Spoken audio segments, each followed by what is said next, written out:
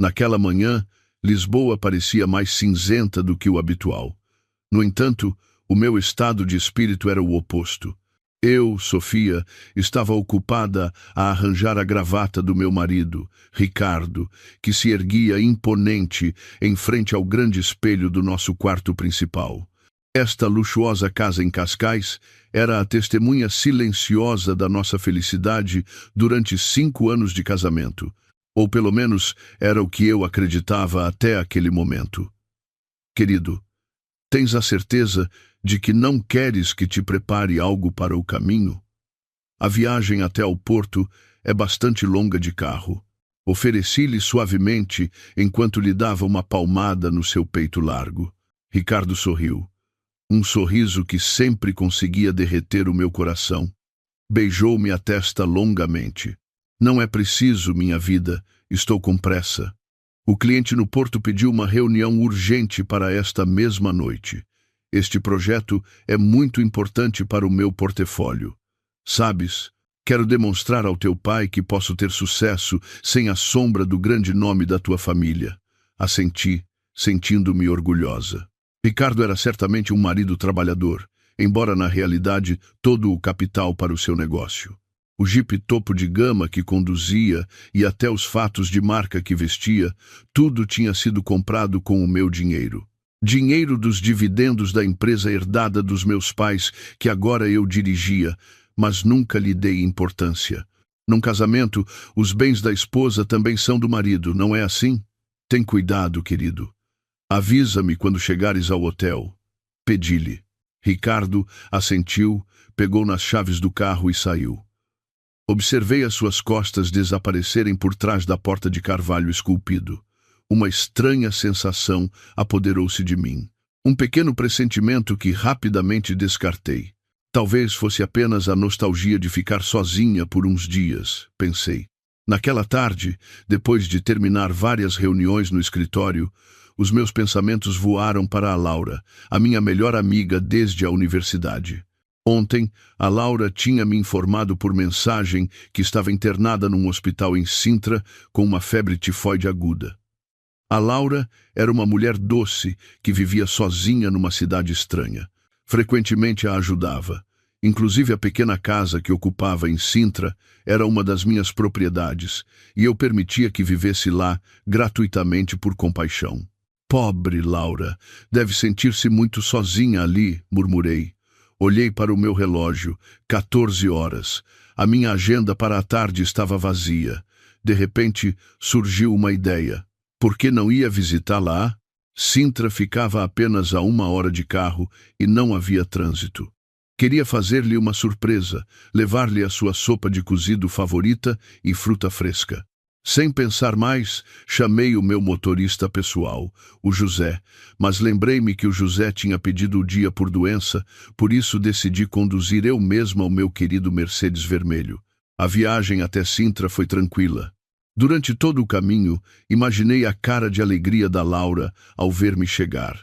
Também planeava ligar ao Ricardo à noite para lhe contar que estava em Sintra a visitar a Laura. De certeza que o Ricardo me elogiaria por ser uma esposa de coração nobre. Às 17 horas em ponto, cheguei ao estacionamento de um elitista hospital privado em Sintra. A Laura tinha me dito que estava no quarto VIP 305. Achei um pouco estranho. A Laura não trabalhava. De onde tirava o dinheiro ou o seguro para pagar um quarto VIP tão luxuoso? Mas os meus pensamentos positivos voltaram a tomar o controle. Talvez tivesse poupanças, ou bem, eu pagaria a conta. Decidi interiormente. Com uma grande cesta de fruta na mão, caminhei pelos corredores do hospital que cheiravam a antisséptico, mas que ainda assim pareciam luxuosos. Os meus passos ressoavam suavemente no chão de mármore. O meu coração batia devagar, não por medo, mas pela emoção de ver a minha amiga. O elevador soou no 3º andar. Saí e procurei o número 305. O quarto ficava ao fundo do corredor, numa zona isolada e tranquila. Quando estava a uns 5 passos da porta, parei. A porta do quarto 305 estava ligeiramente entreaberta. Talvez uma enfermeira não a tivesse fechado bem ao sair. Estava prestes a chamar. mas o som de uma gargalhada vindo de dentro deteve a minha mão no ar. Abre a boca, querida. Aí vai, o aviãozinho. Era a voz de um homem, uma voz terrivelmente familiar, a voz que naquela mesma manhã se tinha despedido de mim para ir para o porto. O sangue gelou-me nas veias. A cesta de fruta na minha mão pareceu de repente pesadíssima. Não podia ser. A minha mente negava.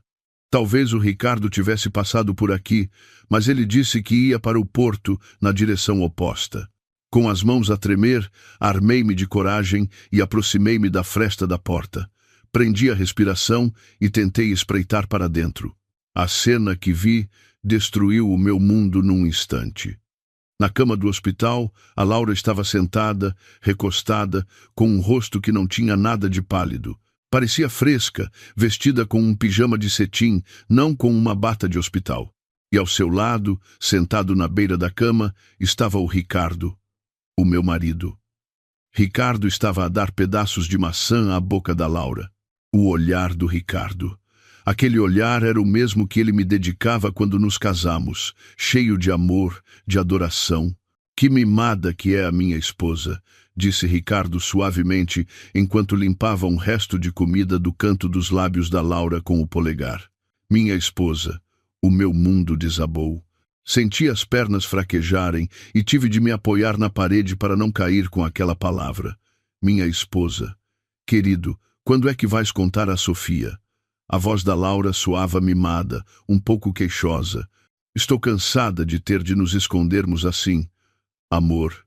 E mais agora que estou grávida de poucas semanas, o nosso filho precisa de ser reconhecido. Grávida. O nosso filho. Senti como se um raio me tivesse partido o coração. Os meus olhos ardiam, as lágrimas queriam sair, mas o choque mantinha-me congelada. Ricardo pousou o prato de fruta na mesinha de cabeceira, depois pegou nas mãos da Laura e beijou-as repetidamente. Tem paciência, minha vida. Já sabes qual é a minha situação. Se lhe pedir o divórcio agora, posso perder tudo. A Sofia é esperta. Todos os bens estão em nome dela. O carro que conduzo, este relógio, até o capital para o último projeto, tudo é dinheiro dela. Mas já estamos casados em segredo há 2 anos, Ricardo. Vais continuar a ser um parasita para ela? Dizias que eras um homem com muito orgulho.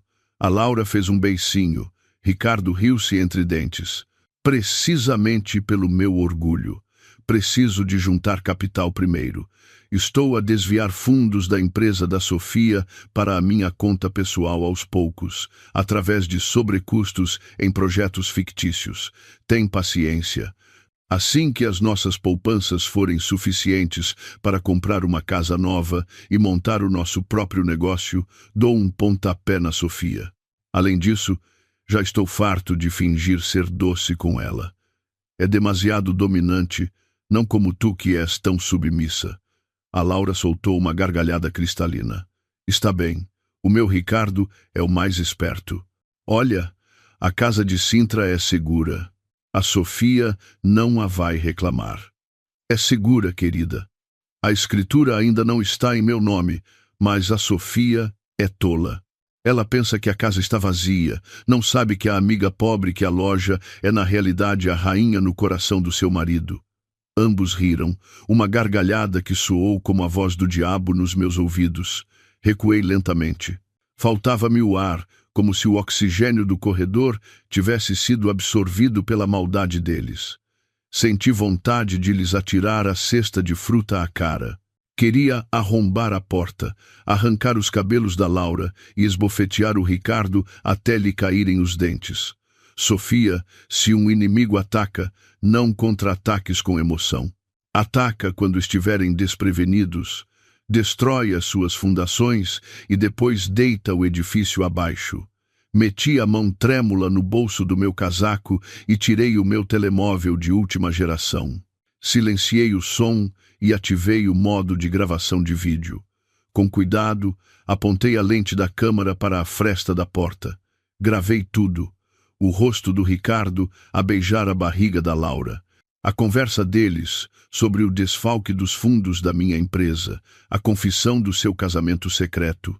Tudo ficou gravado com clareza em qualidade 4K. 5 minutos que pareceram 5 séculos.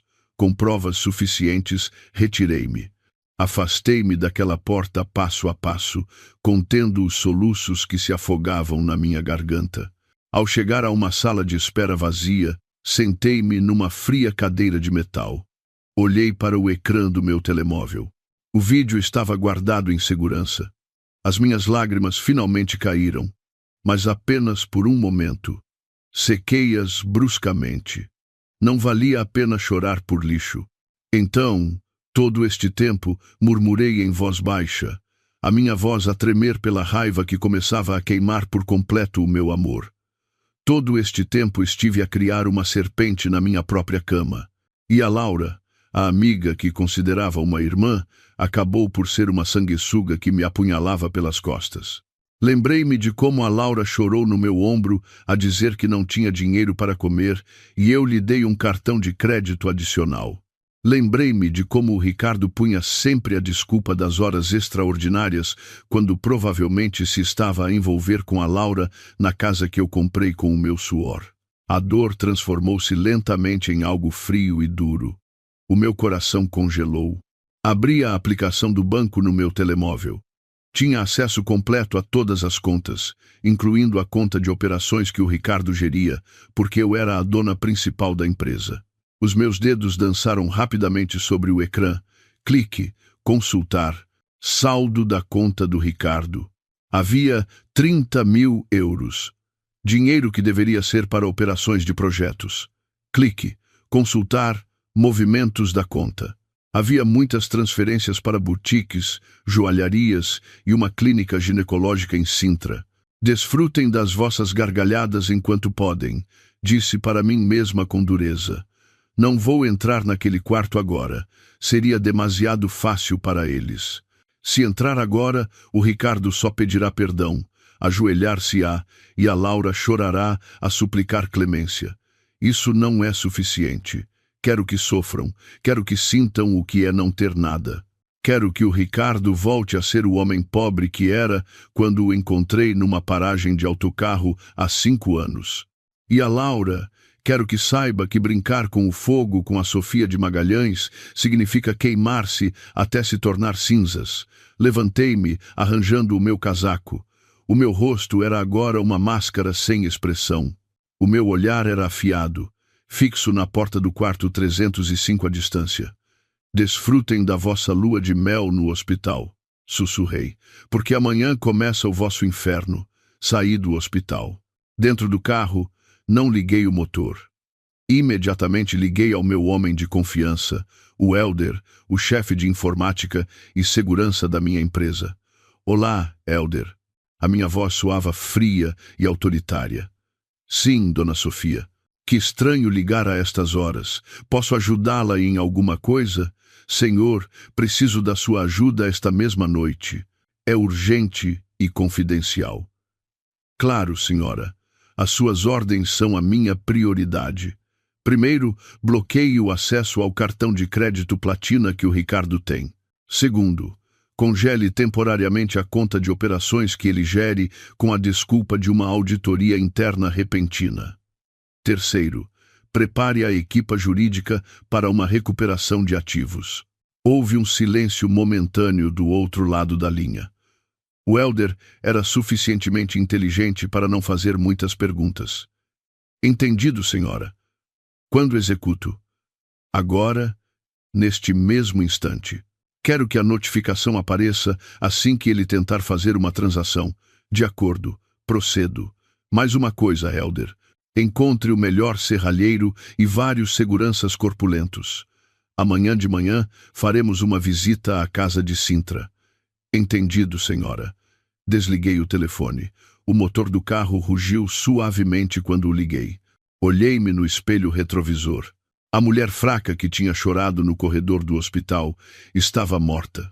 O que restava agora era a Sofia, a presidente executiva, que não conhecia a piedade. Conduzi pelas ruas de Sintra. Não voltaria a Lisboa naquela noite. Ficaria no hotel mais próximo. Traçaria o meu plano e prepararia o palco para a função de amanhã. O meu telemóvel vibrou. Uma mensagem de WhatsApp do Ricardo. Meu amor, Ricardo, querido, já cheguei ao porto. Estou esgotadíssimo. Vou já dormir. Beijos.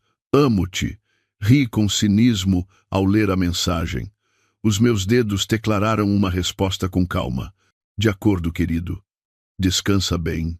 Não te esqueças de sonhar bonito, porque amanhã poderás acordar para uma realidade surpreendente. Também te amo. Enviei a mensagem. Um sorriso torto desenhou-se nos meus lábios. O jogo tinha começado. A luz do sol matinal filtrava-se através das finas cortinas da suíte do hotel onde estava hospedada. Acordei não pelo alarme, mas pela adrenalina que ainda bombeava com força no meu sangue. Mal tinha dormido. Tinha os olhos inchados, mas o meu coração era tão duro como o aço. Peguei no telemóvel da mesinha de cabeceira 6 da manhã. Tinha uma mensagem do Elder. Bom dia, Dona Sofia. Seguindo as suas instruções, a partir das 6 da manhã de hoje, todos os acessos financeiros em nome do senhor Ricardo Monteiro, ligados à empresa e às contas conjuntas, foram congelados. Estado do cartão de crédito corporativo, bloqueado. Acesso ao home banking, suspenso. Também localizei o GPS do carro da empresa. A sua posição está no estacionamento do Hospital da Luz em Sintra. Sorri levemente. Bom trabalho, murmurei. Levantei-me da cama, pedi o pequeno almoço ao serviço de quartos e depois tomei um duche quente. Tinha de parecer perfeita hoje, sem olhos inchados, sem cara de cansaço. Apliquei uma maquilhagem um pouco mais intensa do que o habitual, cobrindo os vestígios das lágrimas da noite anterior. Um batom vermelho escuro foi a minha escolha final, um símbolo de coragem e guerra. Enquanto desfrutava de um sumo de laranja, imaginei o que estaria a acontecer no hospital. O Ricardo seguramente acabava de acordar, talvez preparando-se para mimar a sua esposa secreta com um pequeno almoço de luxo. Come até te fartares, Ricardo, sussurrei ao meu reflexo no espelho, porque depois disto vais esquecer o que é sentir-se cheio. Entretanto, no hospital, Ricardo esticava os músculos doridos. Dormir no sofá do hospital não era tão confortável como na cama extra grande da casa da Sofia, mas ver o rosto da Laura a dormir placidamente fazia-o sentir-se um herói. Querido. A Laura espreguiçou-se com coqueteria, os seus olhos a piscarem lentamente. Tenho fome. Apetecem-me uns pastéis de nata da pastelaria aqui ao lado. Estou farta da comida insípida do hospital. Ricardo sorriu, acariciando o cabelo da Laura. O que for preciso pela minha princesa. Espera aqui. Vou lá abaixo tratar da administração para prolongar a tua estadia no quarto VIP e de passagem compro-te os pastéis que queres. Depois pedirei a uma enfermeira que te traga água quente. Obrigada, meu amor. Não demores, sim, gemeu a Laura. Ricardo assentiu com firmeza. Arranjou a camisa ligeiramente amarrotada, penteou-se com os dedos e saiu do quarto com passo seguro. No bolso das suas calças, uma carteira de couro cheia de cartões de crédito platina e pretos estava pronta para ser usada. Nunca se tinha preocupado com o preço. Só tinha de passar o cartão e assinar. A Sofia pagaria a fatura no final do mês. Chegou ao balcão da administração. Uma funcionária cumprimentou-o amavelmente. Bom dia, senhor. Em que posso ajudá-lo? Quero prolongar a estadia do quarto 305 em nome de Laura Pereira.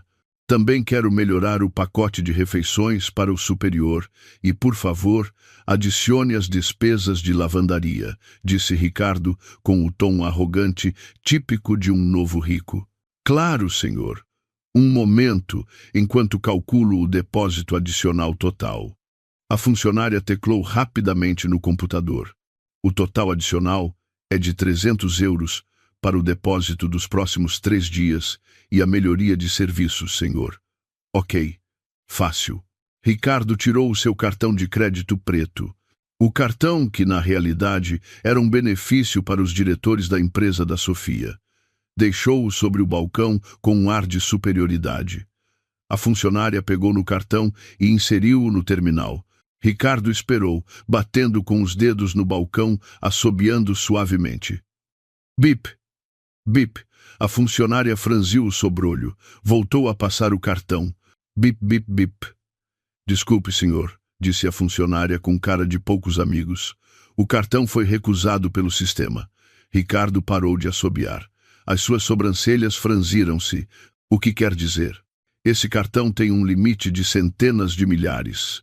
É impossível que o recusem. Tente de novo. Já tentei 2 vezes, senhor. A mensagem diz: cartão bloqueado pelo emissor. Talvez se tenha enganado no PIN. Não uso PIN, é com assinatura. Além disso, é um cartão prioritário. Ricardo começou a zangar-se. A sua voz elevou-se, fazendo com que várias pessoas na sala de espera se virassem.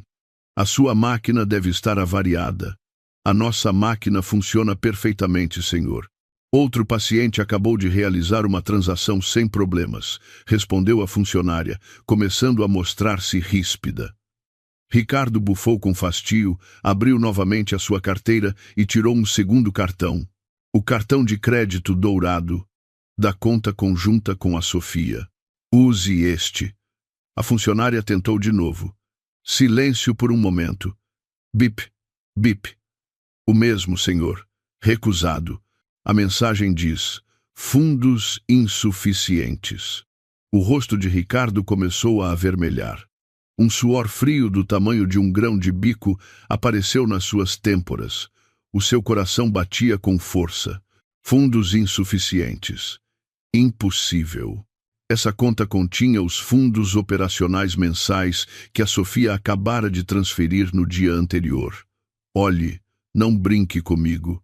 Sou um homem de negócios, gritou Ricardo, tentando esconder o seu pânico com raiva. Pode tentar ligar ao seu banco, senhor? Eu só opero a máquina. A funcionária agora olhava-o com suspeita, um olhar que fez com que o orgulho de Ricardo se sentisse pisado. Com as mãos trêmulas, Ricardo pegou nos seus cartões, afastou-se do balcão à procura de um canto tranquilo, tirou o seu telemóvel e abriu a aplicação do banco. Iniciar sessão. O ecrã girava, um carregamento que pareceu eterno. Depois, apareceu uma notificação a vermelho. Acesso negado. O seu nome de utilizador foi congelado temporariamente. Por favor, contacte o apoio ao cliente. Merda. O que é que se está a passar? Praguejou Ricardo em voz baixa. Tentou com outra conta. A sua conta pessoal, a que usava para receber os fundos desviados.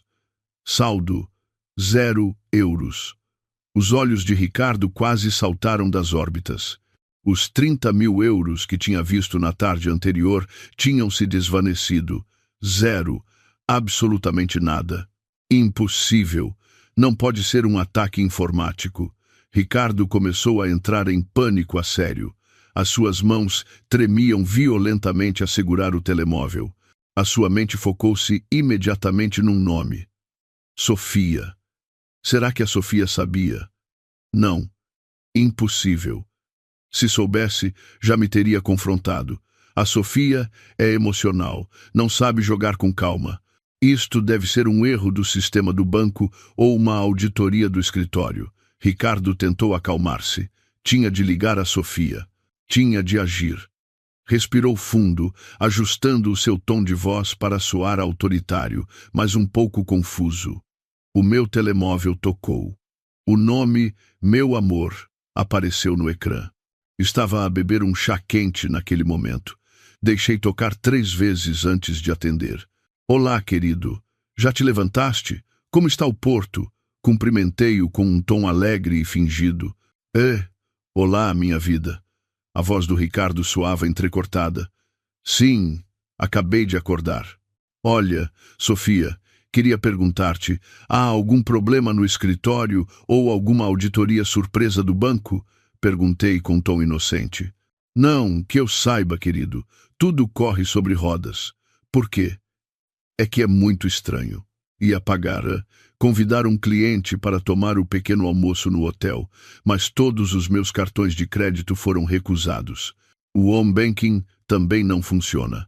Não terás bloqueado algo por engano no sistema central? Soltei uma pequena gargalhada, uma gargalhada que certamente fez com que os pelos do Ricardo se eriçassem sem ele saber por quê. Por Deus, querido, como é que eu ia bloquear o meu próprio marido? Talvez o sistema do banco esteja embaixo, amor. Ou talvez tenhas atingido o limite. O que é que andaste a comprar este mês? Não comprei nada, só o de sempre, defendeu-se Ricardo rapidamente. Que vergonha passei com o cliente. Olha, querida, podes transferir-me algum dinheiro para a conta de um amigo? É que não consigo aceder à minha. Transferir. Batucava sobre a mesa. Bem, o token da empresa está com o Elder e hoje o Elder pediu o dia por doença. Não atende. O meu token pessoal também o deixei no cofre de casa. Estou na rua agora, a caminho de um spa. Sofia, é uma emergência. Não podes fazer um esforço? Preciso de dinheiro agora. Ricardo começou a perder o controle das suas emoções. O seu tom de voz elevou-se. O meu sorriso desapareceu. Olhei fixamente para a frente, como se atrevia a gritar comigo enquanto me suplicava o meu próprio dinheiro. Ricardo, chamei-o friamente.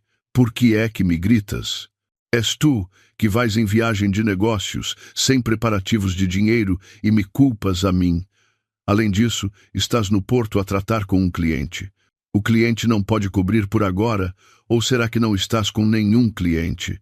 Essa pergunta deixou o Ricardo sem palavras. Um silêncio prolongado do outro lado da linha. Claro que estou com o cliente. O que quero dizer é que me sinto embaraçado a pedir-lhe emprestado. Bem, não importa, já me desenrasco. És uma esposa em quem não se pode confiar quando o marido tem problemas. Clique. A chamada foi cortada unilateralmente pelo Ricardo. Olhei para o ecrã escuro do telemóvel. Uma esposa em quem não se pode confiar. Soltei uma gargalhada cínica. Espera até perceberes que esta esposa inútil é a dona do oxigênio que respiras. No hospital, Ricardo atirou o seu telemóvel contra o sofá da sala de espera. A sua respiração estava ofegante. Apontou os bolsos e a carteira, contando o dinheiro que lhe restava. 50 euros era todo o dinheiro que tinha. Entretanto, o depósito do hospital que lhe pediam era de 300 euros, sem mencionar o desejo de pastéis de nata da Laura. Com o passo abatido e o orgulho destroçado, Ricardo voltou ao quarto 305. Entrou com o sobrolho franzido. "E os meus pastéis, amor?" perguntou a Laura com entusiasmo ao ver o Ricardo entrar. Mas o seu sorriso desvaneceu-se ao ver as mãos vazias do Ricardo. "Olha, por que é que não trazes nada?" Ricardo sentou-se na beira da cama, massageando as têmporas. A pastelaria estava fechada. "Querido, mentira. É um restaurante de hotel aberto 24 horas. És um forreta ou não tens dinheiro?" A Laura começou a choramingar irritada, a sua verdadeira natureza exigente a vir ao de cima quando seus desejos não eram cumpridos. "Não é isso, Laura. Os meus cartões de crédito têm um problema. Parece que o sistema bancário está em baixo a nível nacional.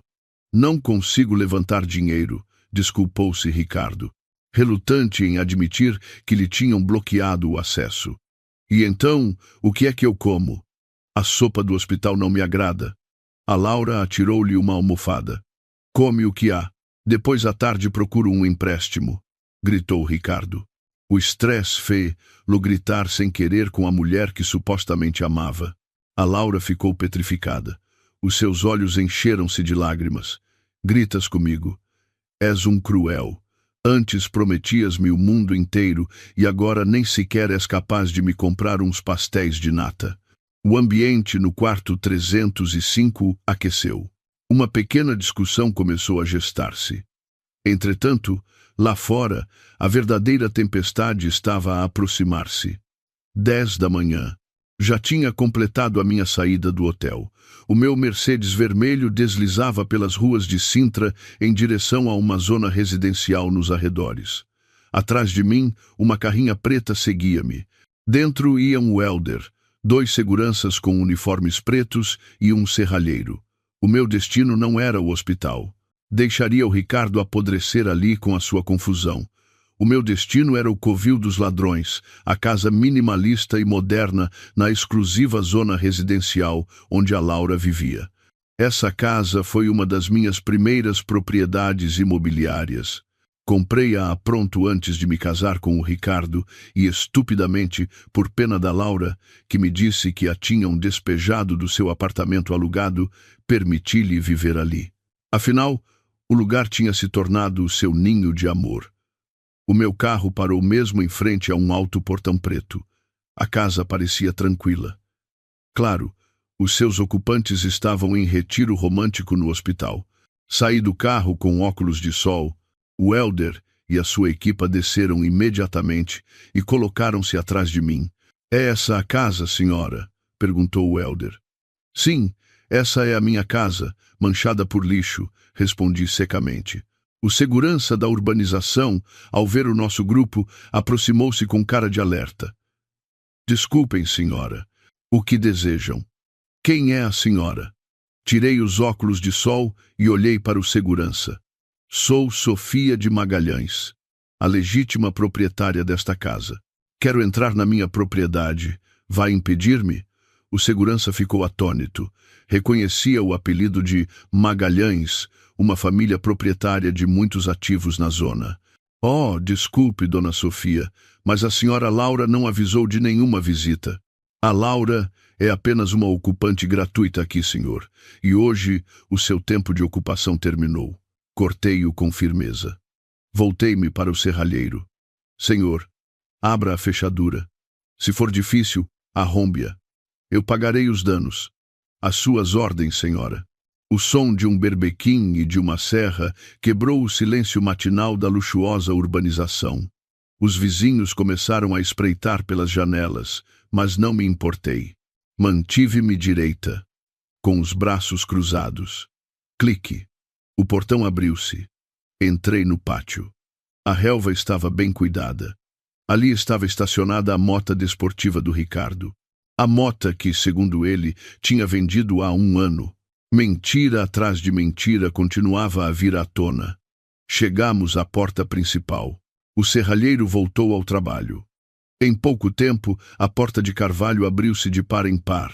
O ar frio do ar-condicionado recebeu-me, e ao entrar na sala de estar, os meus olhos captaram algo que fez o meu sangue ferver novamente. Na parede da sala pendia uma enorme fotografia de pré-casamento. Ricardo e Laura, abraçados ternamente com a paisagem da Madeira ao fundo. A viagem de negócios do Ricardo à Madeira no mês passado, a qual supostamente foi sozinho. "Excelente", disse para mim mesma. A minha voz tremia a conter a raiva. "Elder." "Sim, senhora. Tirem todas as coisas desta casa. Tudo.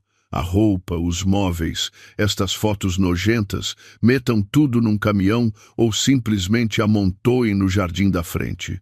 Quero esta casa vazia antes do pôr do sol. Entendido, senhora? E para onde enviamos as coisas deles?" Olhei para a foto do sorriso falso do Ricardo. "Não as enviem para lado nenhum. Amontoem-nas em frente ao portão para que sejam o espetáculo dos vizinhos." E quanto a esta foto? Peguei num vaso da mesa e atirei-o com toda a minha força contra a moldura. Crash! O vidro da moldura estilhaçou-se, rasgando os seus rostos felizes na foto. "Queimem-na", acrescentei friamente. Caminhei em direção ao quarto principal. Ia recuperar o que era meu e deixá-los sem um teto sobre as suas cabeças quando voltassem para casa. O meu telemóvel vibrou novamente. Uma mensagem do banco.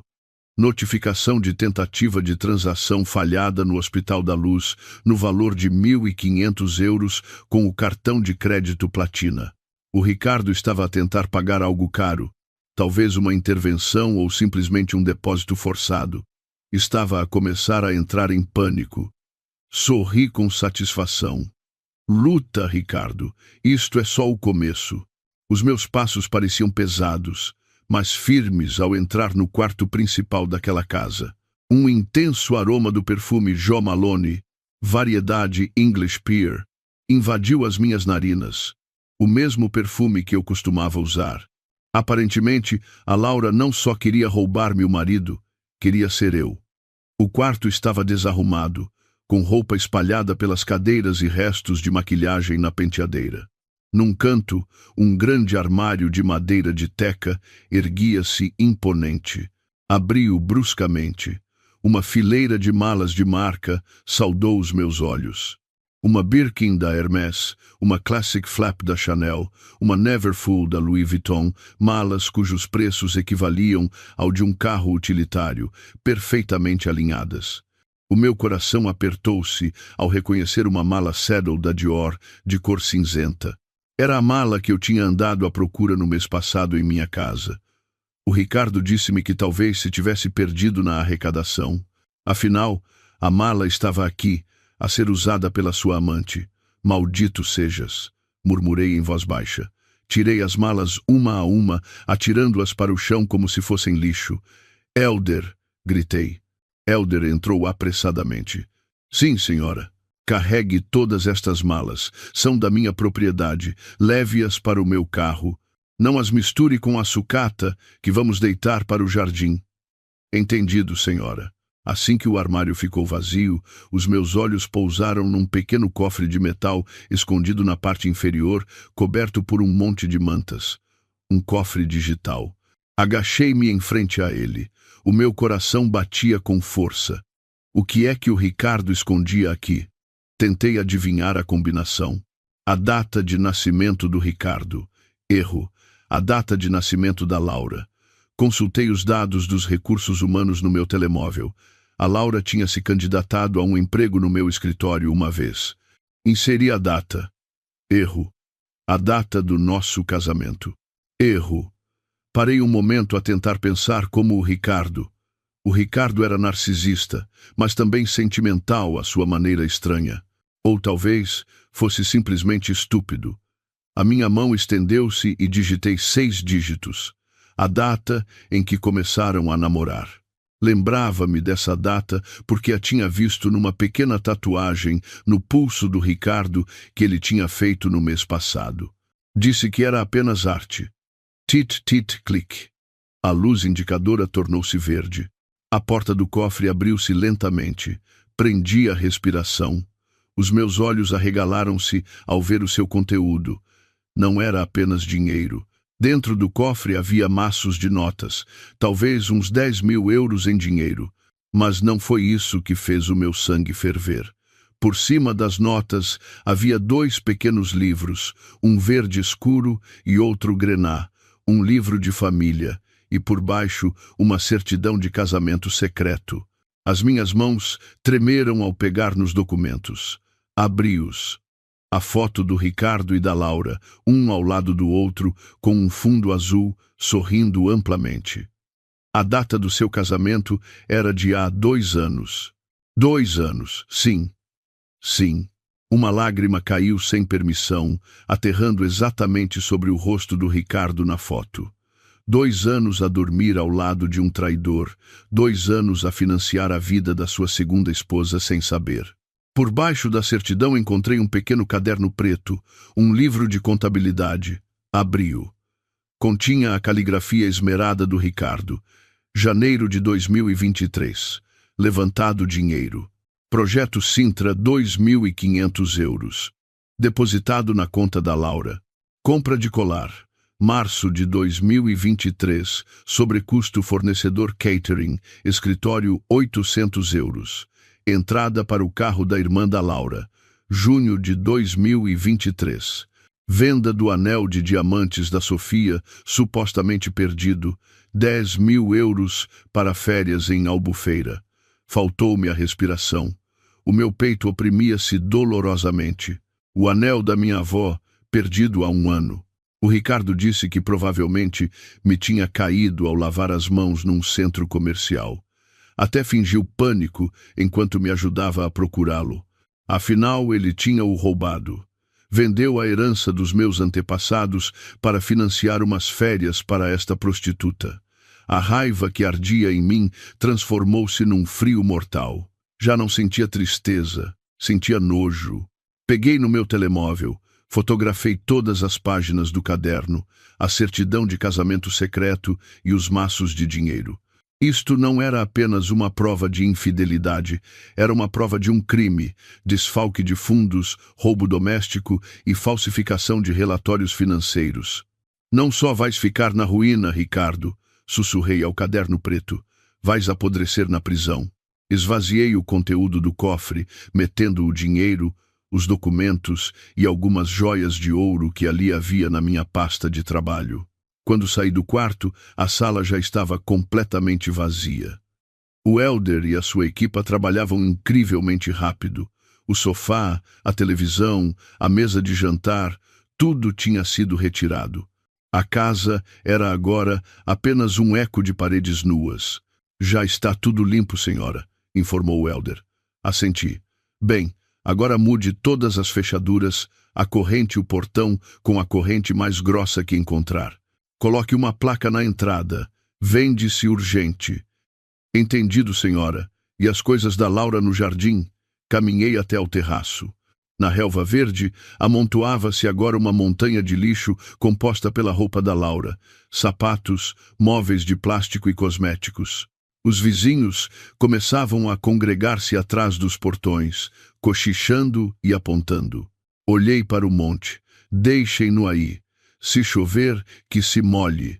Se algum sucateiro o quiser levar, à vontade. É a minha última obra de caridade para a Laura.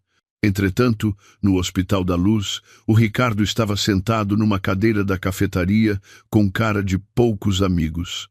À sua frente, apenas um copo de água. O estômago roncava-lhe, mas o estresse tinha-lhe tirado o apetite. O pessoal da administração acabara de o chamar novamente. Último aviso. Pague o depósito de 300 euros antes das 12 horas ou a Laura terá de abandonar o quarto VIP. Merda. Por que é que nenhum cartão funciona? O Ricardo remexeu o cabelo frustrado. Tinha tentado ligar para o escritório, mas a sua secretária disse-lhe: Lamento, Sr. Monteiro. O sistema de RH está embaixo. Não podemos processar adiantamentos. E a dona Sofia está incontactável. Ricardo sabia que era estranho, mas recusava-se a acreditar que a Sofia estivesse por detrás de tudo isto. Aos seus olhos, a Sofia era uma esposa ingênua e loucamente apaixonada. A Sofia não seria capaz de fazer isto, amor. A voz da Laura interrompeu os seus pensamentos. Ricardo virou-se. A Laura tinha descido à cafetaria, empurrando com dificuldade o suporte do soro. Tinha o sobrolho franzido. Por que é que demoras tanto? Disseste que ias procurar dinheiro. O médico diz que preciso de um medicamento para fortalecer a gravidez que custa 100 euros. Tenho de o comprar agora. Ricardo engoliu em seco. 100 euros. Na sua carteira só lhe restavam 10 euros depois de abastecer. Laura, tem paciência. Estou a tentar. Os meus amigos não me atendem o telefone, desculpou-se Ricardo. A tentar o quê? Só estás aí sentado sem fazer nada. A Laura começou a levantar a voz. Disseste que eras rico. Disseste que a tua mulher era só uma vaca leiteira. Onde está a prova? Não consegues nem comprar um medicamento para o teu próprio filho. Essas palavras esbofetearam o ego do Ricardo. Olhou para o Rolex Submariner que usava no pulso. Era autêntico. Um presente de aniversário da Sofia do ano passado. O seu preço rondava os 10.000 euros. Ricardo cerrou os dentes. Não tenho outra opção. Espera aqui. Não te mexas, ordenou Ricardo a Laura. Ricardo saiu a toda a pressa do hospital. Lembrava-se de uma loja de compra e venda de relógios de luxo em segunda mão numa rua próxima. Acelerou o passo sob o sol escaldante. O suor empapava a sua camisa. Ao chegar à loja, Ricardo tirou o relógio imediatamente. Quero vender isto rápido.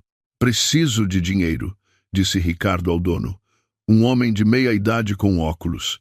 O homem examinou o relógio com uma lupa. Rolex Submariner, autêntico, ainda em bom estado. Tem a caixa e os papéis, senhor? Ricardo abanou a cabeça. Não os trago comigo. Ficaram em Lisboa. Vendo-o assim, tal como está. O homem sorriu de lado. Sabia que a posição do Ricardo era fraca. Bem, Se não tem os papéis, o preço baixa muito, senhor. Poderia ser roubado, sabe? Não sou um ladrão. Sou um empresário, gritou Ricardo ofendido. É o meu relógio.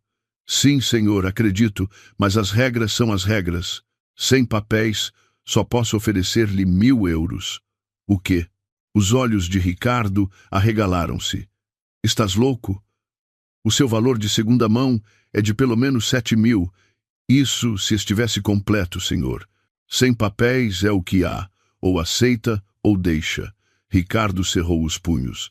1.000 euros era um insulto, mas ele precisava daquele dinheiro agora mesmo para o depósito do hospital, para o medicamento da Laura, para comer e para a gasolina de volta a Lisboa para ir buscar a documentação do carro. Está bem, 1.000. Damos agora, disse Ricardo com a voz rouca, contendo a raiva. 10 minutos depois, Ricardo saiu da loja com uma sensação de vazio. O seu pulso parecia leve sem o luxuoso relógio. O último símbolo do seu status tinha desaparecido. Só tinha no bolso 1.000 euros, uma quantia que normalmente gastava num único jantar com clientes usando o dinheiro da Sofia. De volta ao hospital, Ricardo atirou com orgulho 300 euros em dinheiro sobre o balcão. Aqui está o depósito pago. O resto é para o medicamento, disse com arrogância. A recepcionista pegou no dinheiro sem expressão. De acordo, senhor. Já o recebemos, mas lamento informar que há informações adicionais do médico responsável.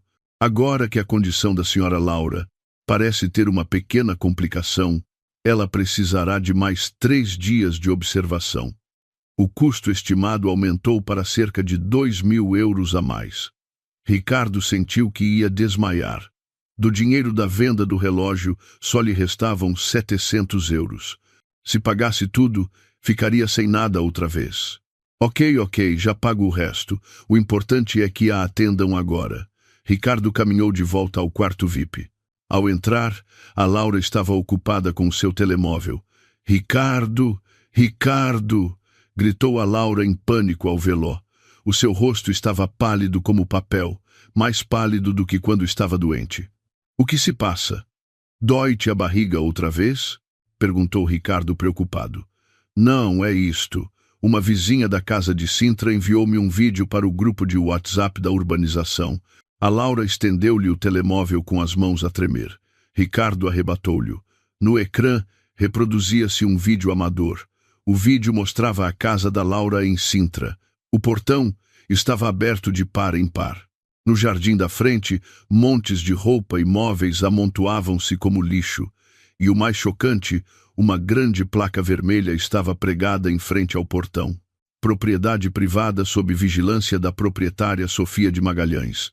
Proibida a entrada a pessoas não autorizadas, especialmente amantes. E no vídeo, via-se o Mercedes vermelho da Sofia a afastar-se do local. O coração do Ricardo parou por um instante. O telemóvel caiu-lhe das mãos para o chão.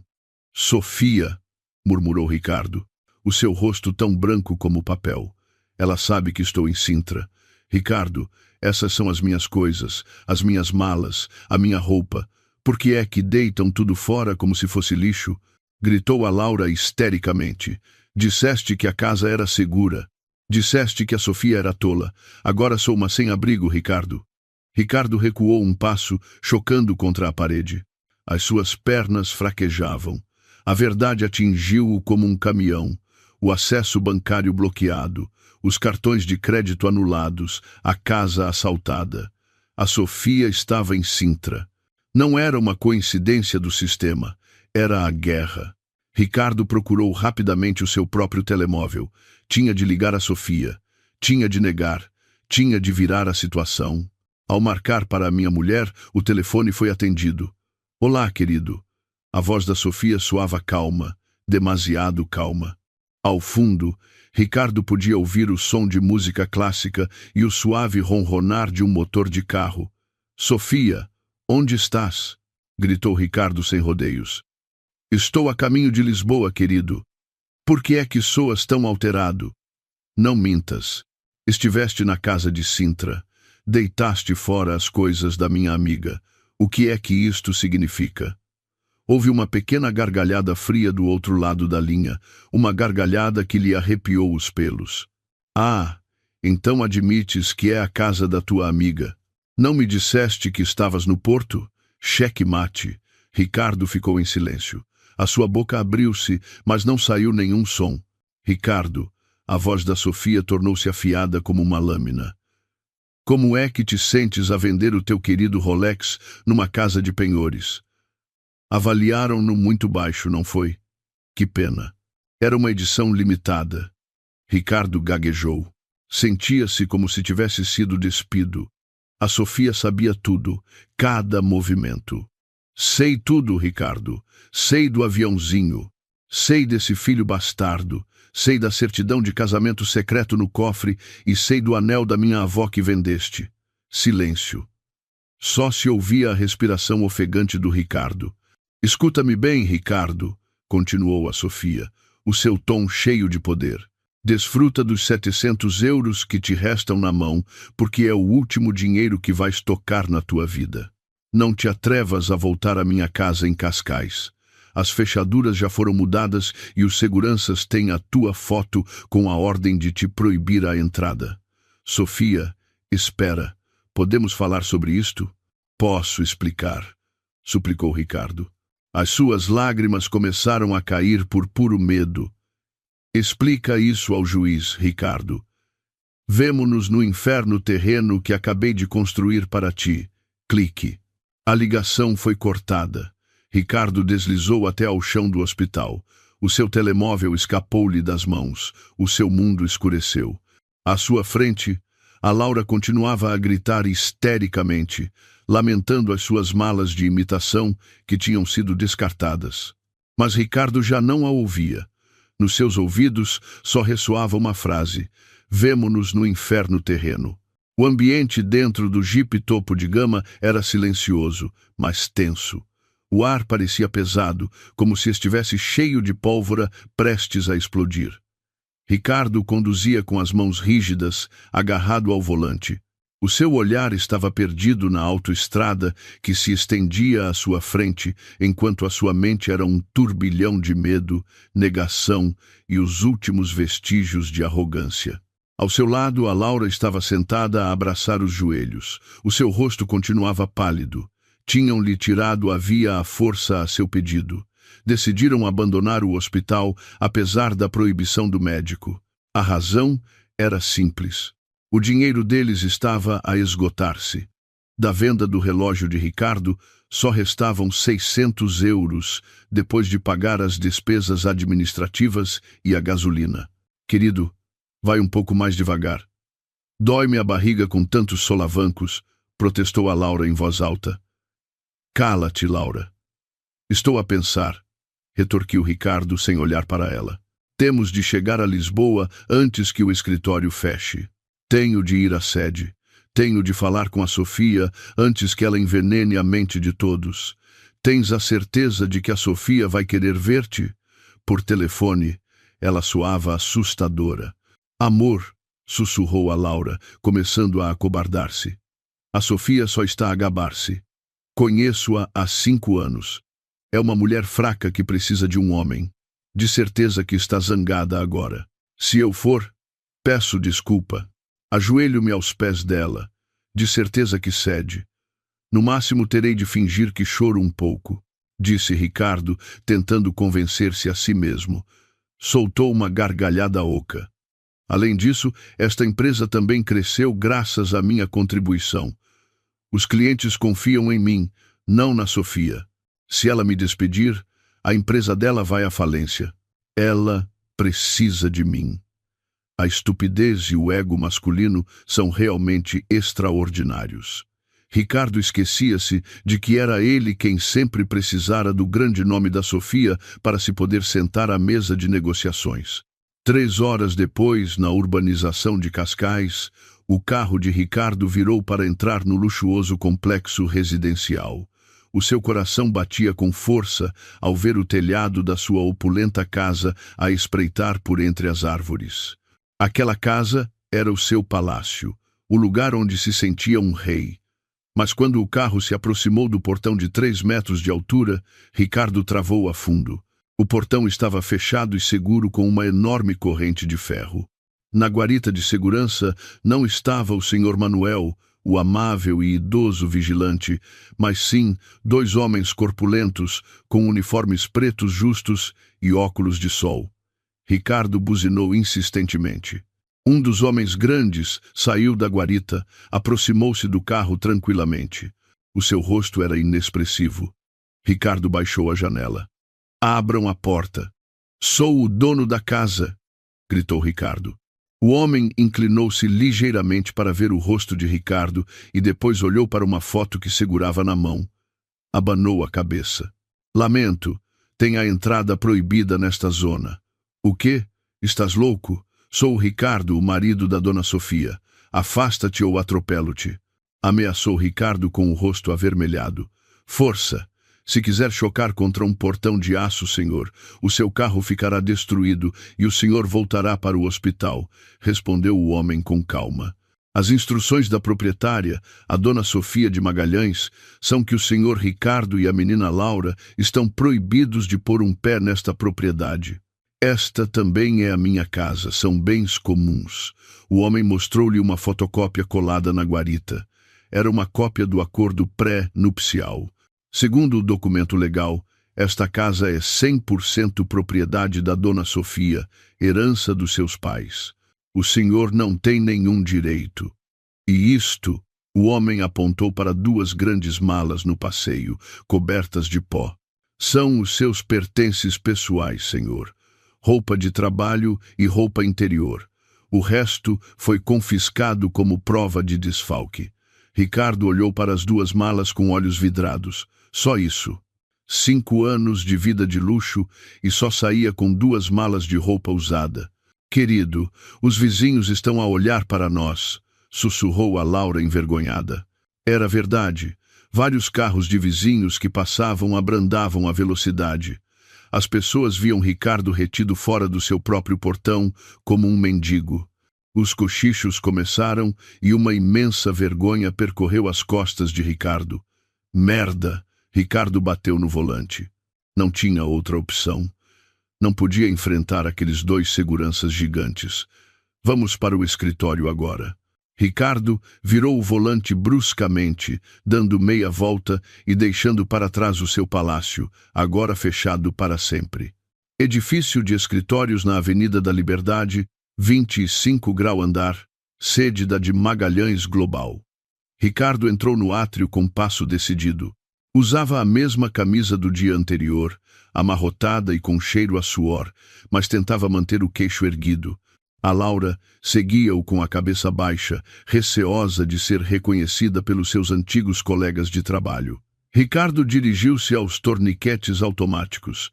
Passou o seu cartão de acesso. Bip. Acesso negado. Ricardo tentou de novo. Bip. Senhor Monteiro. Cumprimentou um segurança do edifício. "O meu cartão não funciona." "Abra-me a porta manualmente", ordenou Ricardo. "Lamento, Sr. Monteiro. O seu acesso foi revogado pela direção da de Magalhães Global esta manhã. Não tem permissão para subir. Sou o diretor de operações. Quero ver a minha esposa. Afasta-te." Ricardo tentou forçar a passagem, empurrando o segurança. Seguiu-se uma altercação. Outros seguranças acorreram para segurar Ricardo. As pessoas no átrio, funcionários, visitantes, estafetas, começaram a ver o drama gratuito. "Larguem-me, quero subir", gritava Ricardo debatendo-se. Ding! A porta do elevador VIP abriu-se. O ambiente tornou-se subitamente silencioso. Dele saiu uma figura, a Sofia. Parecia deslumbrante num impecável fato de saia e casaco branco que realçava a sua figura esbelta. O cabelo apanhado num coque elegante e uns saltos altos Christian Louboutin que ressoavam com firmeza no chão de mármore. Atrás dela estavam o Helder e a equipa jurídica da empresa. Sofia aproximou-se, parando a 3 metros de Ricardo, que estava a ser segurado por 2 seguranças. Sofia olhou-o de cima a baixo com um desprezo evidente. "O que queres aqui, Ricardo?" A fazer um escândalo no meu escritório?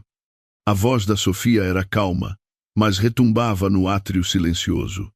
Sofia. Ricardo libertou-se dos seguranças. Arranjou o colarinho tentando recuperar a sua dignidade. Querida, temos de falar. Não te portes como uma criança. Bloquear o acesso, mudar as fechaduras de casa, é infantil. Resolvamos isto no meu gabinete, está bem? Sofia riu suavemente, uma gargalhada fria. O teu gabinete? Esse gabinete já foi limpo. A placa com o teu nome foi deitada ao lixo esta manhã. Não me podes despedir assim, sem mais nem menos. Tenho ações aqui. Ações que te ofereci pelo teu aniversário. Que pena que a cláusula especificava que as ações são anuladas se o receptor cometer um crime que prejudique a empresa. E tu? Sofia atirou-lhe uma pasta castanha ao peito. A pasta caiu e o seu conteúdo espalhou-se pelo chão. Fotos do casamento secreto, provas de transferências para a conta da Laura, provas de sobrecustos em projetos fictícios, fotos do caderno preto do cofre de Sintra. Os funcionários que observavam começaram a cochichar ruidosamente. Os seus olhos arregalaram-se ao ver as fotos. A Laura, que estava atrás de Ricardo, tentou cobrir o rosto com o cabelo. Desviaste 200 mil euros da empresa durante 2 anos para financiar esta prostituta, disse Sofia, apontando para a Laura. Isso é um crime, Ricardo. A minha equipa jurídica já apresentou a queixa na esquadra há 1 hora. O rosto de Ricardo ficou pálido como cera. As suas pernas tremiam. Sofia, não brinques. Prisão, somos marido e mulher. Ex-marido, corrigiu Sofia bruscamente. O pedido de divórcio já foi apresentado hoje, e como as provas de infidelidade e crimes são tão contundentes, garanto-te que sairás deste casamento sem 1 cêntimo. Não. Ricardo deu um passo em frente, tentando pegar na mão da Sofia. Sofia, por favor. Eu errei. Foi a Laura que me seduziu. Eu amo-te a ti, Sofia. Por Deus, Ricardo, gritou a Laura, não aceitando a culpa. Foste tu que disseste que a Sofia era tola e aborrecida. Não te laves as mãos. Cala-te, gritou Ricardo a Laura, e depois voltou a olhar para a Sofia com olhos suplicantes. Sofia, dá-me uma oportunidade. Deixo a Laura. Resolvo tudo. Sofia afastou bruscamente a mão de Ricardo. Tarde demais. Uma vez amei-te porque pensei que eras um homem simples e sincero. Afinal, és apenas um parasita ganancioso. Agora desaparece da minha vista antes que a polícia venha arrastar-te. Sofia virou-se, fazendo um sinal ao Hélder. De repente, um homem com um casaco de cabedal aproximou-se. Com licença, senhor Monteiro, sou da financeira. O jipe lá fora está em nome da de Magalhães Global. A dona Sofia denunciou a apropriação indevida da unidade. Onde estão as chaves? É o meu carro de empresa. O senhor já não é funcionário. As chaves ou chamamos a polícia agora mesmo. Ricardo ficou petrificado. O seu orgulho era despido camada por camada em frente a centenas de olhos. Com as mãos trêmulas, meteu a mão no bolso e tirou as chaves do carro. O homem arrebatou-as. Obrigado. Sofia, que já se dirigia para o elevador, parou um momento e olhou para trás sem expressão. Desfruta do passeio, Ricardo. Ah, e tem cuidado na rua. Lisboa é quente, sem ar-condicionado. As portas do elevador fecharam-se, levando a rainha de volta ao seu trono. No andar de cima, ficaram Ricardo e Laura de pé no meio do átrio, sem casa, sem trabalho, sem carro e sem dignidade. Querido, tocou-lhe no braço a Laura. Como é que voltamos? As minhas malas pesam. Ricardo olhou para a Laura com ódio. Como? De autocarro. Desenrasca-te. Por tua culpa estou arruinado. Ricardo saiu do edifício com passo desajeitado, arrastando a sua pesada mala. O sol escaldante de Lisboa queimava-lhe a pele. No passeio, viu como o jipe de que tanto se tinha gabado era rebocado por um guindaste. Agora estava verdadeiramente sozinho na selva de asfalto. O dinheiro na sua carteira diminuía a cada segundo, e lá em cima, da janela do 25 grau andar, A Sofia olhava para baixo, segurando um copo de vinho. O primeiro ato terminou, murmurou Sofia. Agora é a hora de fazer com que se devorem um ao outro. O sol de Lisboa ao meio-dia não é amigo dos que caminham, muito menos dos que acabam de cair do sétimo céu. O passeio, em frente ao luxuoso edifício de escritórios, parecia assar as plantas dos pés, refletindo o calor do asfalto misturado com o pó da poluição. Ricardo estava de pé, paralisado, à beira da estrada. A sua camisa agora estava encharcada de suor. Ao seu lado, duas grandes malas permaneciam rígidas. A Laura estava sentada sobre uma delas, massageando os pés doridos por usar saltos altos, sapatos que agora pareciam ridículos num passeio rachado. Querido, está muito calor, queixou-se a Laura, abanando o rosto com a mão. Chama um táxi de luxo. Não quero entrar num normal, cheiram a tabaco. Ricardo virou-se lentamente, olhando para a Laura com os olhos avermelhados pelo estresse. De luxo, sibilou ele. Achas que estamos de férias? Somos sem abrigo, Laura. Sem abrigo. Não grites, respondeu a Laura, embora a sua voz tremesse. Estou grávida do teu filho. Se me estressar, algo pode acontecer ao bebê. Queres ser responsável? Sempre a sua arma. A gravidez. Ricardo suspirou bruscamente, contendo a vontade de abandonar aquela mulher ali mesmo. Tirou o seu telemóvel. O ecrã estava ligeiramente rachado. Abriu a aplicação de transporte. Os seus dedos hesitaram. O saldo da sua carteira eletrônica era 0. Tinha de pagar em dinheiro. Um carro premium custava 30 euros até ao hotel de 3 estrelas mais próximo. Um carro econômico custava 10 euros para uma zona residencial densa. Ricardo escolheu o mais barato. Não vamos para um hotel, murmurou ele. Então para onde? Não me digas que vamos para a casa dos meus pais na aldeia. Que vergonha, Ricardo. Voltar com malas num táxi barato, protestou a Laura. Procuramos uma pensão, decidiu Ricardo com firmeza. Só nos restam 600 euros. Se ficarmos num hotel, numa semana acaba-se. Precisamos de um lugar mensal barato até eu encontrar um novo emprego. O rosto da Laura transformou-se numa máscara de horror. Uma pensão, Ricardo? Nunca na minha vida vivi numa. Na universidade, o meu tio pagava-me um apartamento. Agora vou degradar-me assim? Ou isso, ou dormes debaixo de uma ponte, retorquiu Ricardo antes de arrastar as malas para um Toyota amolgado que acabara de parar. A viagem no carro foi silenciosa e tortuosa. O ar-condicionado mal arrefecia.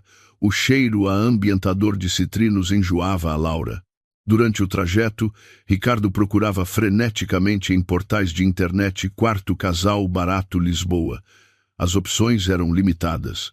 Ricardo percebeu que, sem recibo de vencimento, sem referências e com fundos limitados, não podiam alugar um apartamento.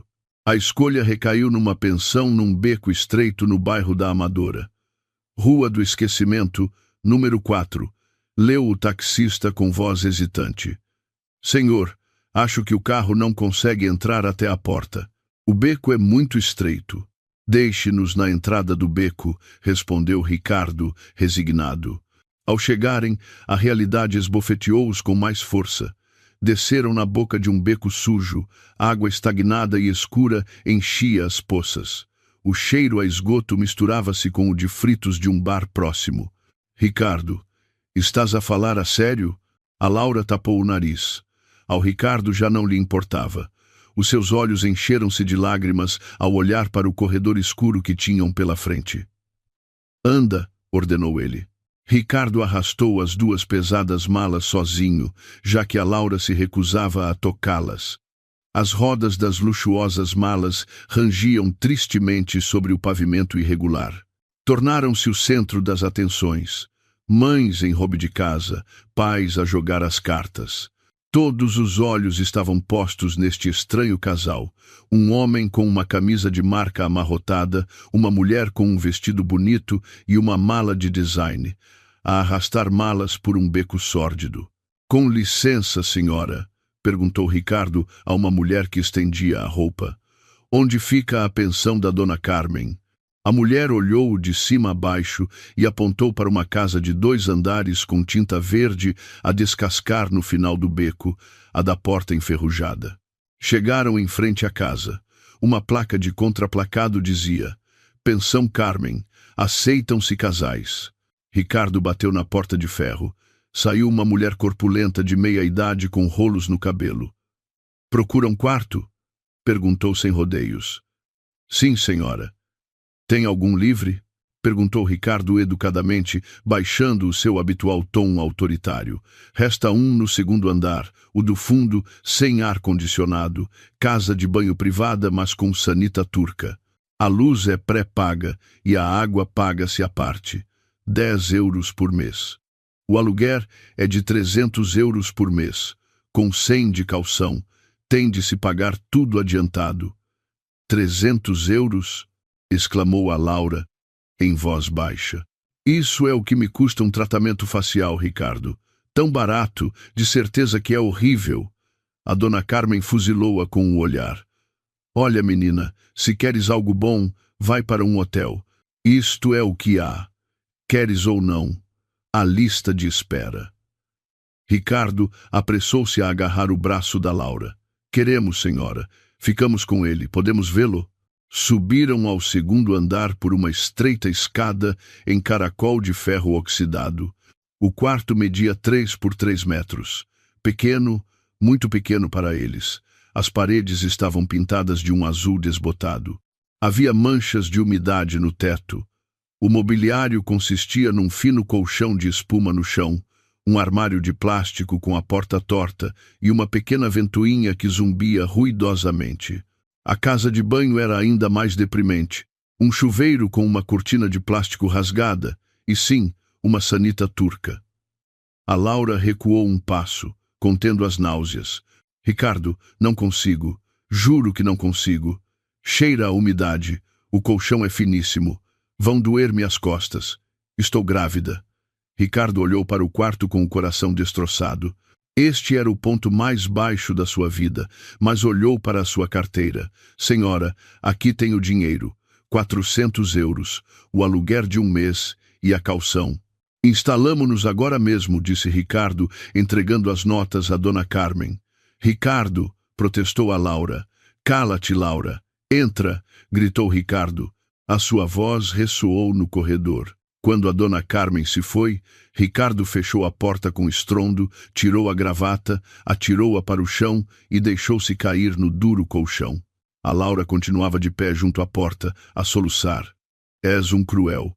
Por que é que a nossa vida se tornou assim? A Sofia. A culpa é toda da Sofia. Culpa da Sofia? Ricardo riu com cinismo, uma gargalhada que soava a loucura. Olhou para o teto bolorento. Sim, a Sofia é brilhante. Não só nos tirou o nosso dinheiro, tirou-nos a nossa dignidade, meteu-nos neste buraco de ratos para que nos devoremos um ao outro. Entretanto, em Cascais, a Sofia estava sentada no seu fresco e perfumado escritório.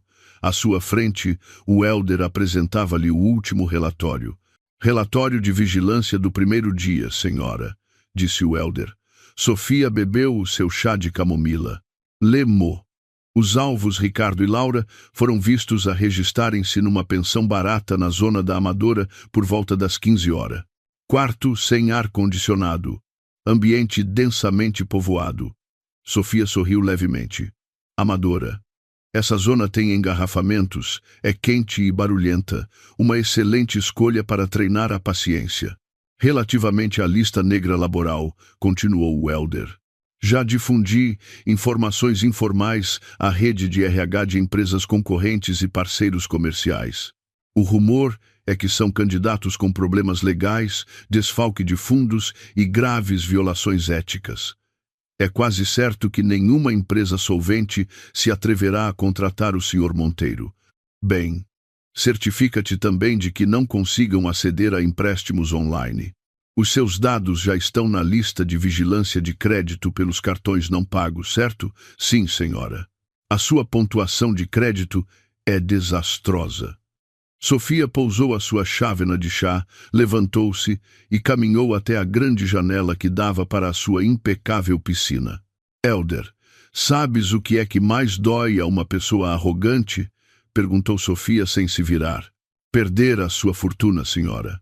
Não, respondeu Sofia em voz baixa. O que mais dói é a esperança. A esperança de que ainda se podem levantar quando já lhes cortamos as pernas. Deixa-os esperar que amanhã será melhor, e depois destrói-lhes essa esperança novamente no dia seguinte. Entendo, senhora. Alguma instrução adicional? Envia-lhes um presente de boas-vindas à sua nova pensão, um pacote de comida. Mas certifica-te de que o conteúdo é algo que lhes recorde o seu passado, mas com uma qualidade insultuosa. Quer dizer que lhes enviemos 2 doses de cozido, mas só com o caldo e a massa, sem grão nem carne. E na nota escrevemos: menu dietético para o novo casal, enviado anonimamente por um serviço de entregas. O Elder sorriu levemente, um sorriso de admiração e temor pela sua chefe.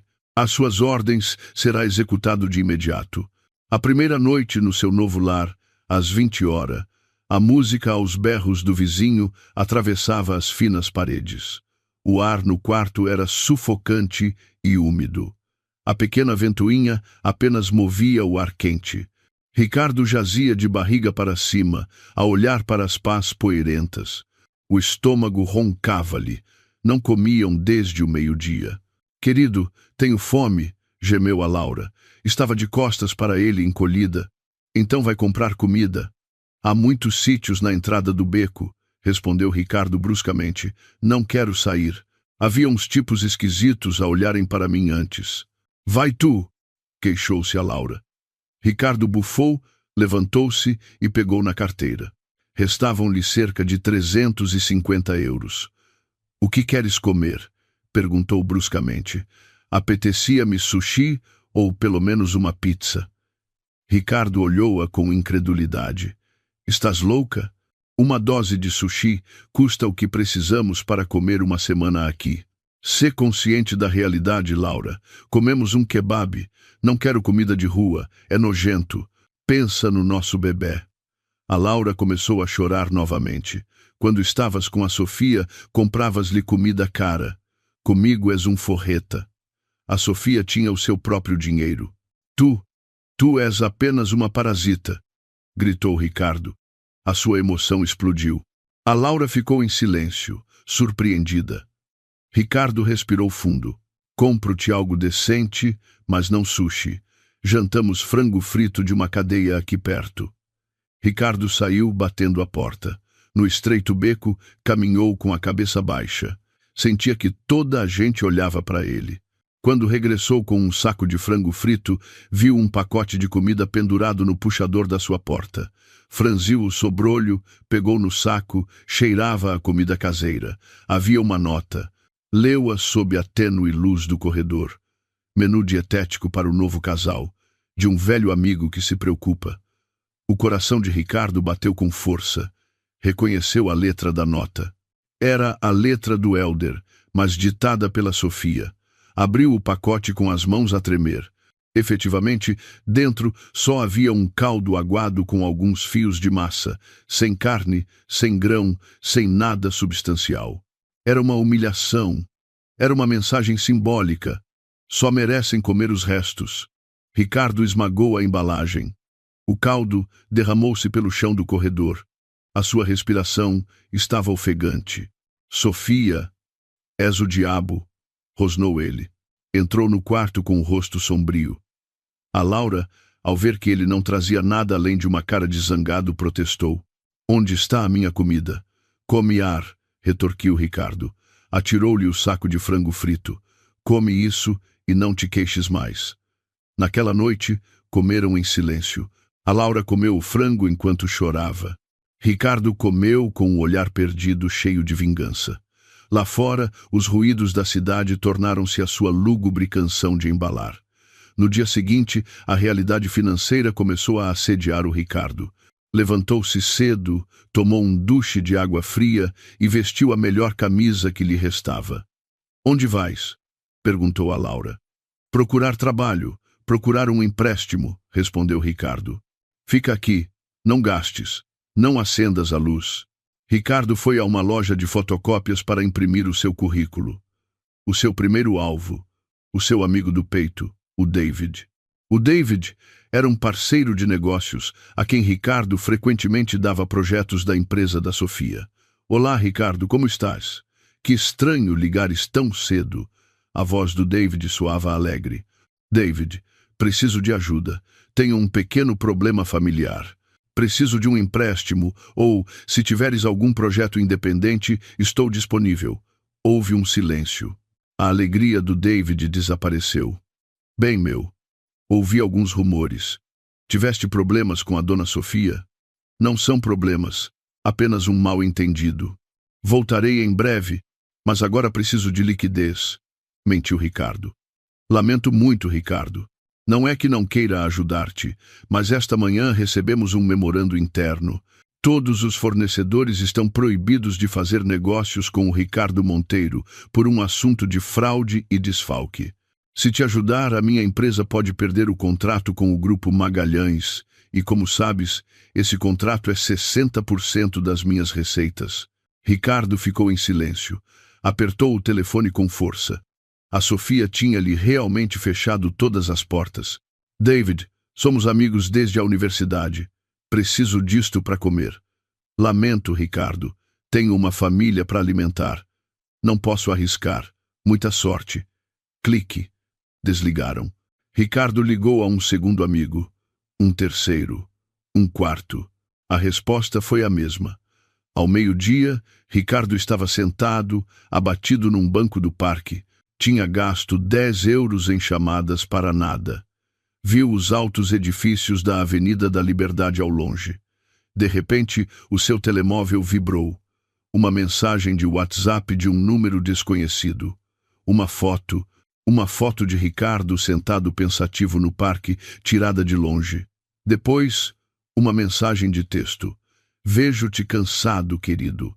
A vaga de administrativo na nossa filial continua aberta. Se te interessar, o salário é o mínimo, mas dá para comprar leite para o bebê.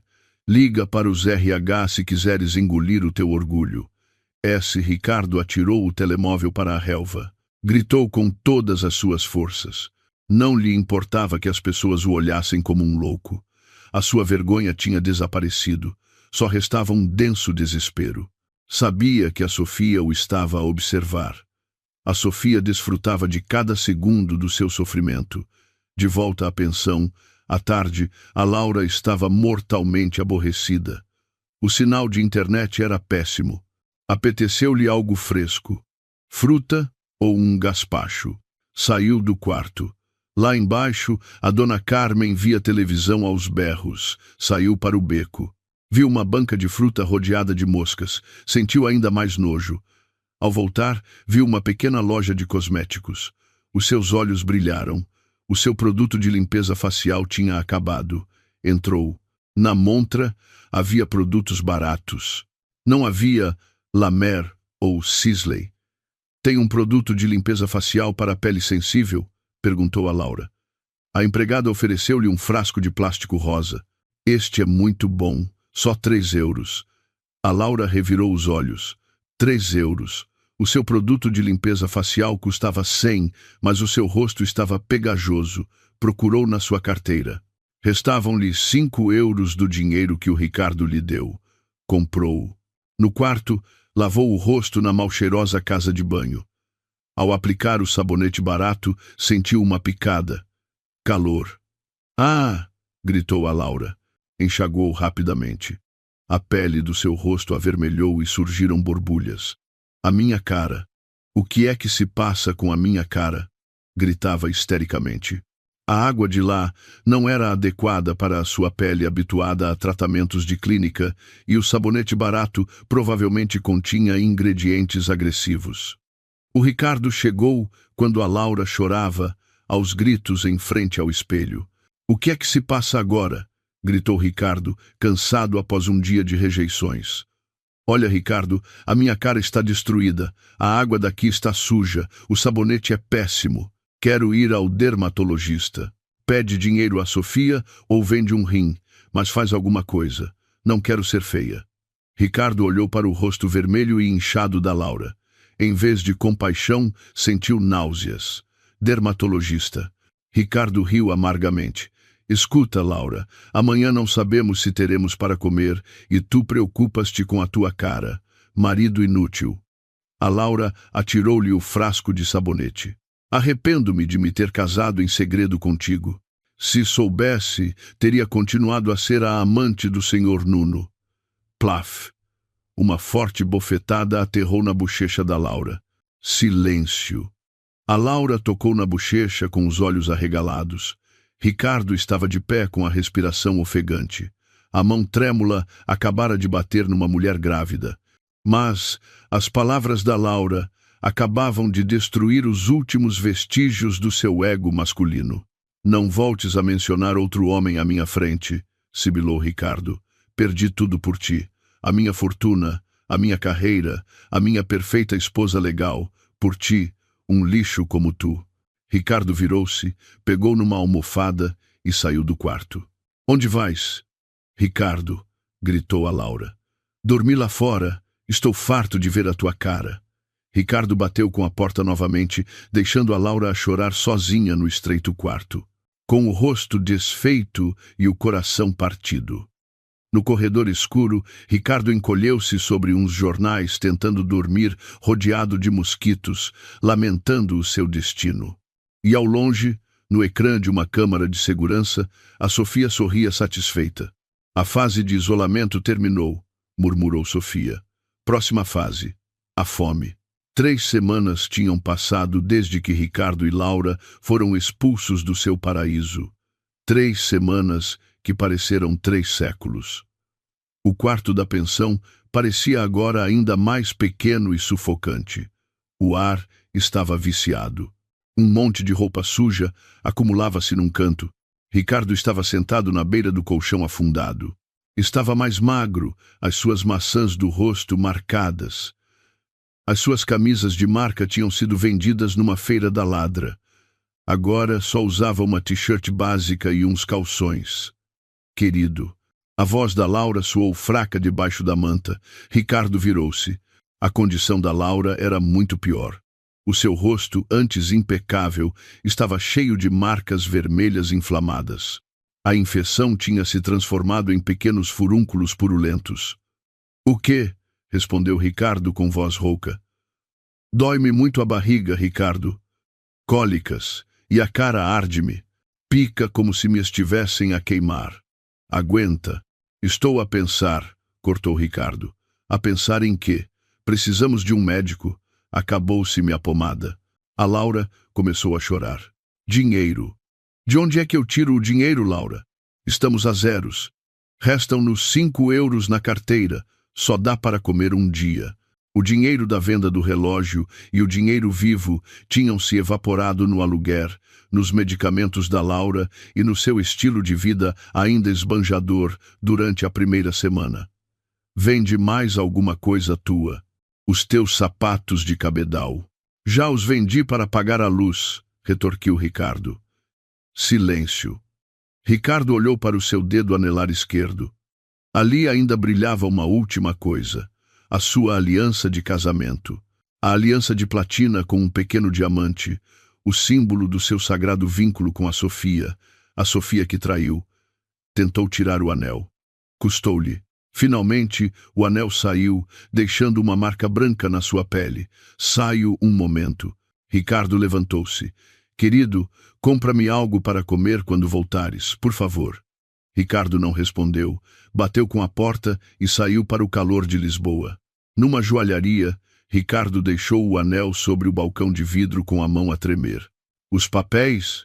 Perguntou o joalheiro. Não os tenho. Perdi-os nas mudanças, mentiu Ricardo. Bem, é uma boa peça. Platina, diamante europeu.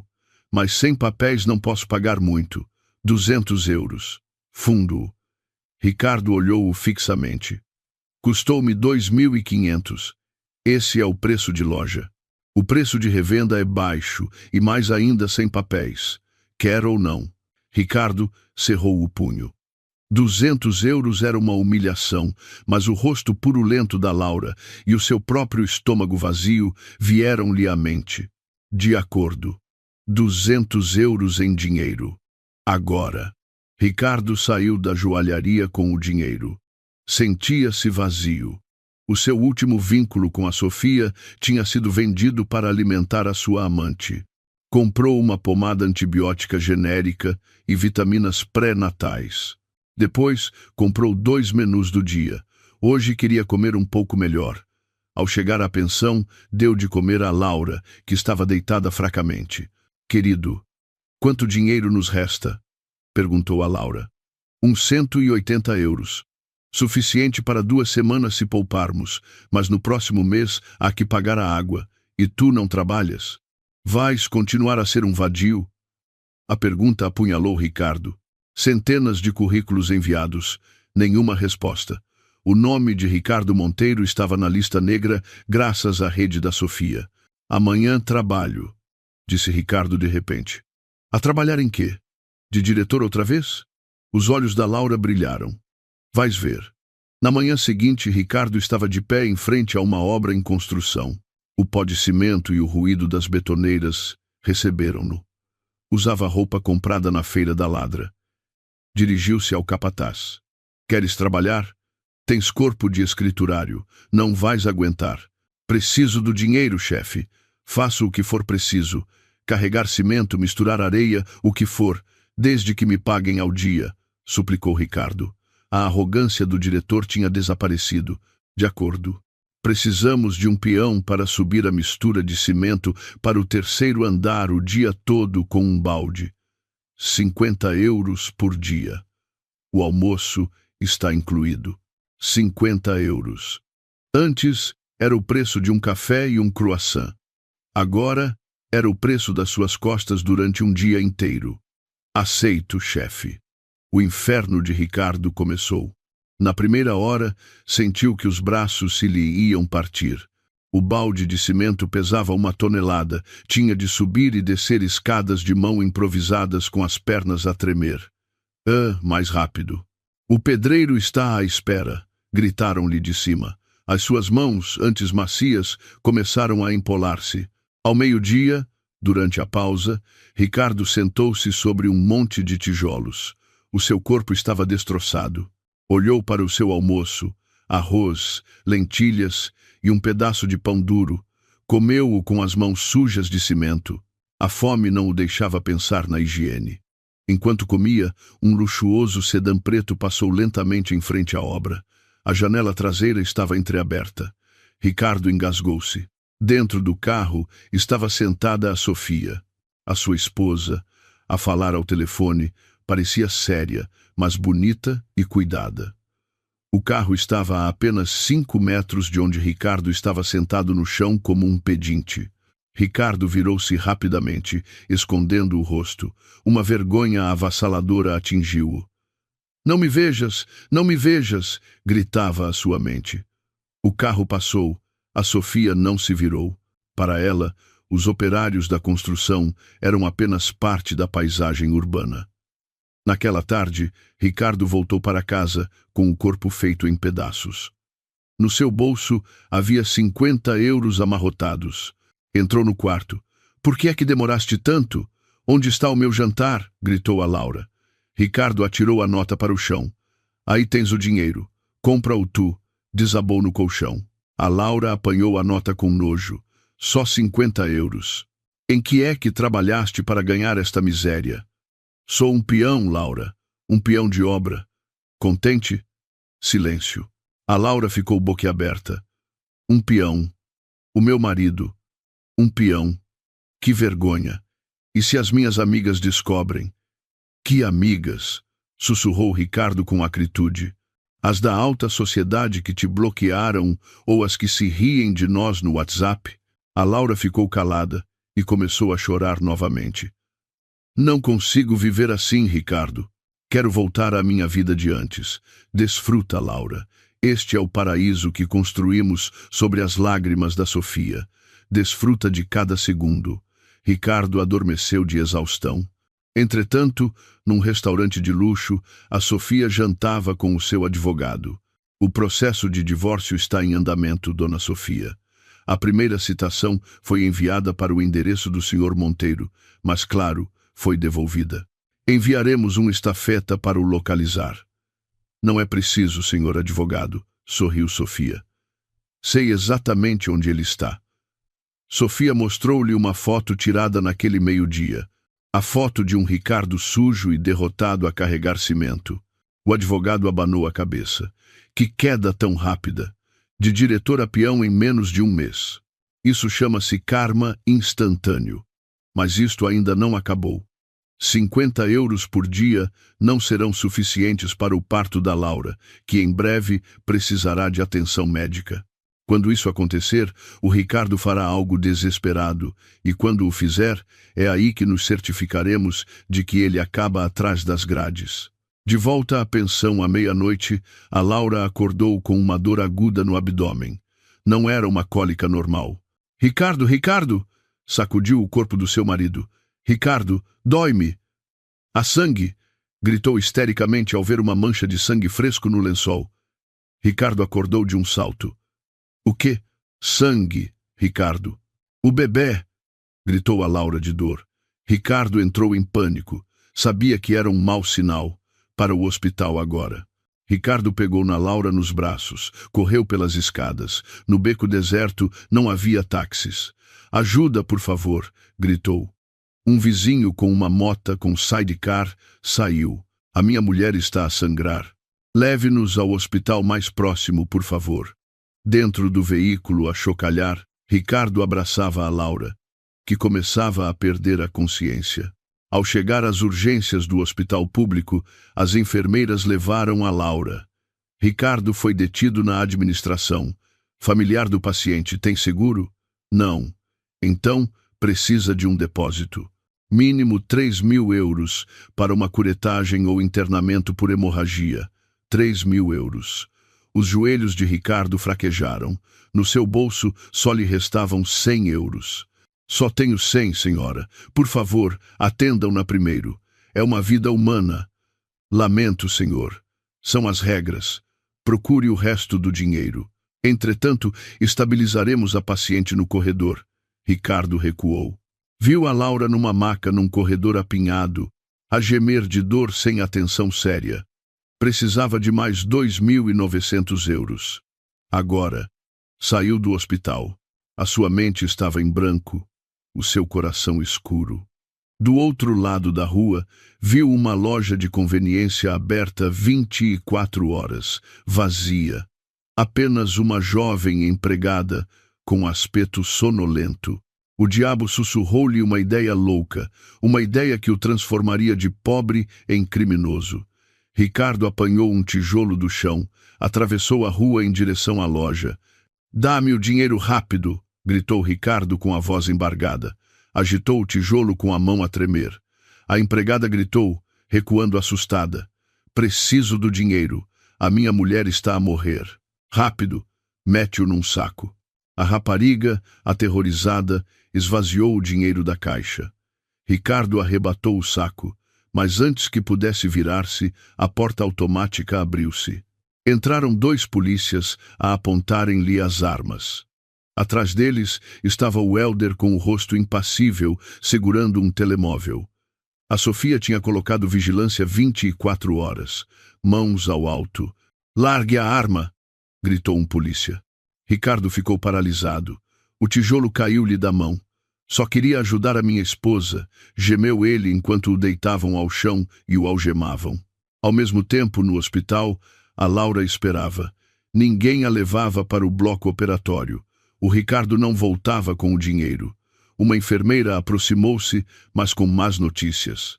Senhora, o seu marido acaba de ser detido por tentar assaltar uma loja. O mundo da Laura escureceu. O estresse desencadeou a contração final. O seu corpo convulsionou. O feto, a sua única esperança para prender o Ricardo, perdeu-se naquela noite. Quando acordou de manhã, viu o seu reflexo. A infecção da sua pele tinha piorado. O seu belo rosto estava agora cheio de cicatrizes purulentas que seriam permanentes. A sua beleza, o seu principal ativo, tinha desaparecido.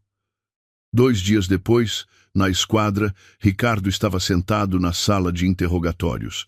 Usava um uniforme de preso laranja. A porta abriu-se. Um perfume de luxo encheu a sala. Era a Sofia, elegante, inalcançável. Sentou-se à sua frente. Sofia, por favor, ajuda-me. Retira a queixa. Fiz aquilo pela Laura. Ela estava a sangrar. Sofia olhou-o sem emoção. A Laura já saiu do hospital, disse ela calmamente. Perdeu o bebê. Os pais dela na aldeia recusam-se a acolhê-la por vergonha. Agora vagueia pelas ruas com o rosto desfeito. Nem sequer veio ver-te. Ricardo desatou a chorar. Lamento, Sofia. Arrependo-me. Quero voltar para ti. Sofia riu suavemente. Voltar? Achas que isto é um ponto de reciclagem? Sofia deixou uma pasta sobre a mesa. É o pedido de divórcio. Assina-o. Vais enfrentar múltiplas acusações, desfalque de fundos, roubo e roubo com intimidação. Esperam-te pelo menos 10 anos de prisão. Sofia, como podes? Fui teu marido. Ex-marido, corrigiu Sofia. Inclinou-se e sussurrou-lhe ao ouvido. Desfruta da prisão. É a casa que tu mesmo construíste com os tijolos da tua ganância. Não me esperes, porque para mim já estás morto. Sofia virou-se e foi-se embora sem olhar para trás, deixando Ricardo a gritar o seu nome até que os guardas o levaram de volta para a sua cela. 3 anos depois, em Lisboa, a Sofia saía do seu imponente edifício de escritórios. Acabara de ganhar o prêmio de empresária do ano. Sorriu e entrou no seu novo Mercedes. Num semáforo vermelho, o carro da Sofia parou. No passeio, entre o pó e o fumo, uma mulher magra com o rosto cheio de cicatrizes e roupa esfarrapada pedia esmola. Era a Laura.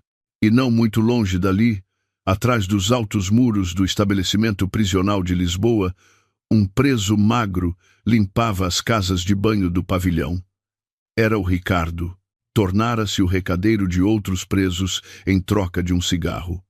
O luxuoso carro acelerou, deixando para trás um passado podre em direção a um futuro brilhante. A rainha tinha voltado ao seu trono, sozinha, mas com o controle total da sua vida.